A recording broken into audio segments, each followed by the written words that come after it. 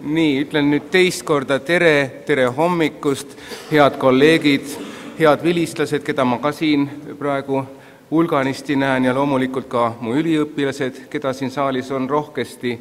Tervitan teid kõiki projektijuhi päeva teisel suurel üritusel, sest eelmine aasta me sellist korraldust alustasime, nüüd me jätkame ja täna on meie päevas küll käsitlusel hoopis teised teemad võrreldes eelmise aastaga, aga nii nagu meie tööriistad, millega me töötame igapäevaselt, aina rikastuvad, siis tulebki nendest rääkida ja nad kasutusele võtta ja kes on natuke targem, see peab oma tarkused teistele edasi andma, nii see on ikka kombeks olnud.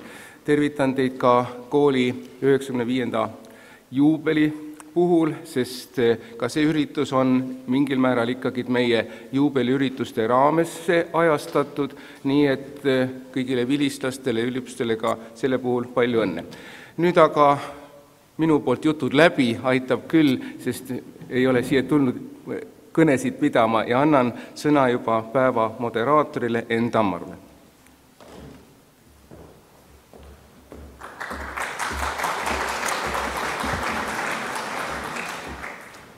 Austatud õppeprorektor, austatud dekaan,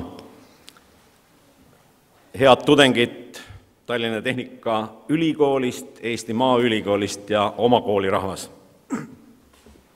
Head kolleegid maailmast ja Maarjamaalt, daamid ja härrad, mul on väga hea meel täna siin olla. Hää meel.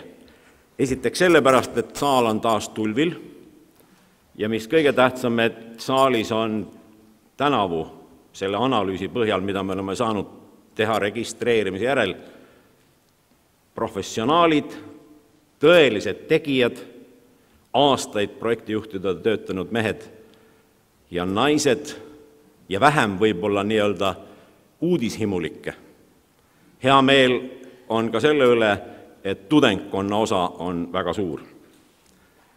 Teiseks hää meel seetõttu, et olgugi, et Tallinna Tehnikakõrgkoolil on teisigi väga sisukaid päevi, on see siis betoon, puit, metall, valiti meid just juubelinädalasse.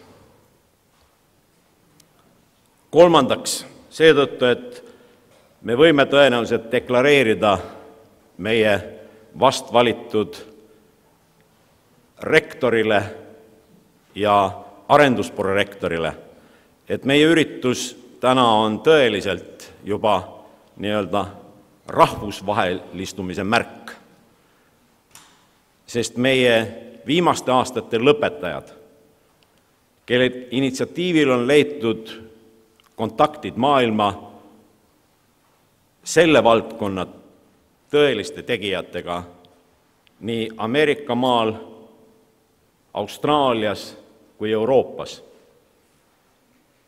Ja et nende poolt tehtud esimesed sammud meie kooli vilistlastena on loonud sellise võimaluse, et selles valdkonnas me saame pöörduda maailma tippude poole. Mul on väga hea meel selle ühise töö alguse puhul, mis sai alguse eile õhtul Tallinna Tehnikaülikoolis peale seda, kui Rahval oli pidanud oma akadeemilise loengu, kus laua ääres istusid 2 kõrgkooli õppejõud, selle valdkonna nii-öelda gurud ja ka noored mehed firmadest, kes on võtnud endale eesmärgiks maailma kütta. Te kindlasti mäletate möödunud aastal, kui ma teie ette palusin rivistuda kõiki neid 6 Eesti timmitud ehituse tugirühma noort inimest ja nende hulgas oli 3 võrratut daami. Täna kahjuks on siin ainult 1. Ja see daam hoiab kõik teie hinge ja ihumurved. Aga Reet Skanskast on nüüd väikse Kauri ema, on tõelise nii-öelda LED protsessijuhidina peitnud ennast Lõuna-Eesti kuplite ja metsade vahele ja see naeratus on kingitus tema poolt kõigile oma töökaaslastele Skanskast, kes täna saalis on, ja kõikidele teile siin. Meeli aga on jõudnud juba Ameerika maale. Liam, kelle kohta me ütleme oma väikeses meeskonnas, Made in Estonia, born in USA, sündis 23. oktoobril ja see ilus torn ja see vaade siin taga on Berkeley ülikool, kus ta meie mõiste siis magistritööd on lõpetamas. Kõik töö, mis oli vaja teha Tallinna Tehnikaülikoolis, on tehtud, magistritööks kogutakse materjali, aga juba USA-s. Ja tõenäoliselt saab selle noore daami lend olema kuni doktorikraadini. Teile anti täna üle ehitaja erinumber ja minu hea kolleeg Jaan Rohusaar ütles, et tõenäoliselt uued doktorid sünnivad just konstruktsiooni vallast.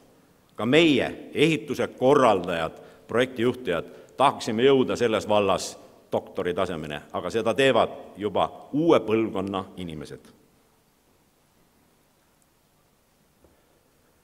Nii, lubage siis nüüd lõpetada ja anda sõna meie juba traditsioonilisele tegelikule päevajuhile, kes küll saab seda tööd teha meie ees täna kuni lõunani, sest omad tööd Tallinna Tehnikaülikoolis ootavad tegemist, härra Rodelias.